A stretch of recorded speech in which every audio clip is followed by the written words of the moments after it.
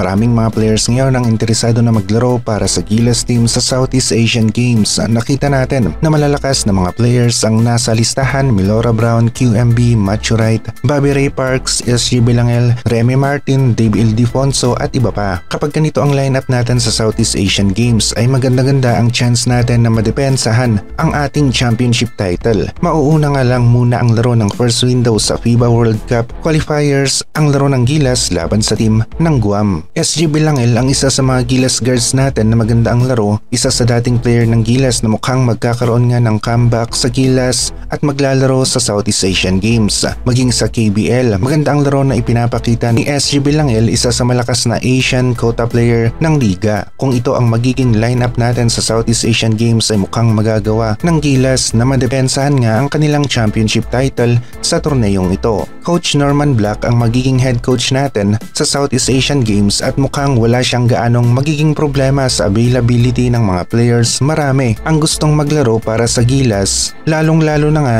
at papalawit na rin ang FIBA World Cup, isang kompetisyon na kung saan nanonood ang buong mundo. Masaya naman si Dwight Ramos na local na nga si QMB ng Gilas at nasabi kaagad niya na magiging malaki ang impact na maibibigay ni QMB sa Gilas team. Isa si Dwight Ramos sa nakakaalam na maganda ang laro ng Gilas kapag solid rin ang kanilang rotation sa mga bigs. Mas nagiging maluwag ang 3-point area para sa mga shooters natin dahil na rin sa hati ang focus ng depensa ng kalaban kapag merong threat sa loob ng paint para sa easy basket. Hindi naman natin may pagkakaila na magiging isang malaking tulong nga si QMB sa Gilas, lalong-lalo na nga at paparitiro na rin ang mga veteran players natin na kagaya ni Japet Aguilar at Junmar Fajardo. Magiging malakas talaga na rotation ng Kai Sotto, AJ Edo, Milora Brown at Junmar na pwede pa hanggang sa FIBA World Cup. Nagsilabasan na nga rin ang mga update na malapit na talaga ang pagbabalik ni Kai Sotto sa hardcourt at ang ibig sabihin nito maglalaro siya sa Koshigaya Alphas at maging sa Gilas.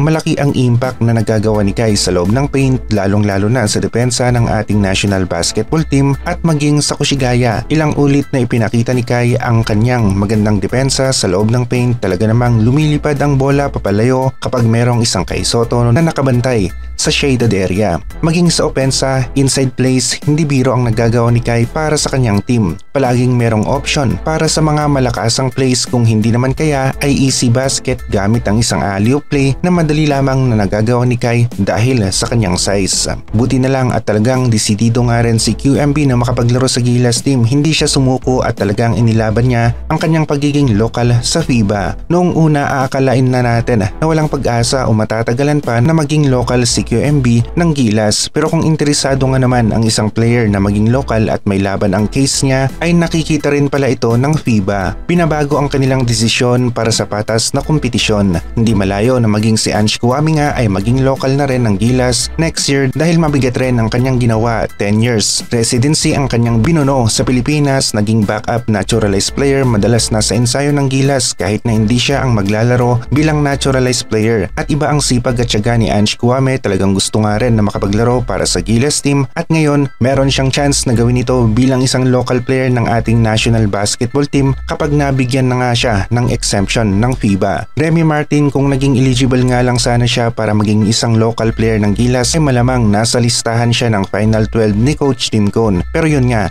kailangan talaga ng Philippine passport bago lumagpas sa edad na 16, lalong-lalo na ang mga players natin na nasa abroad. Ito ay kung gusto nila na makapaglaro sa Gilas team.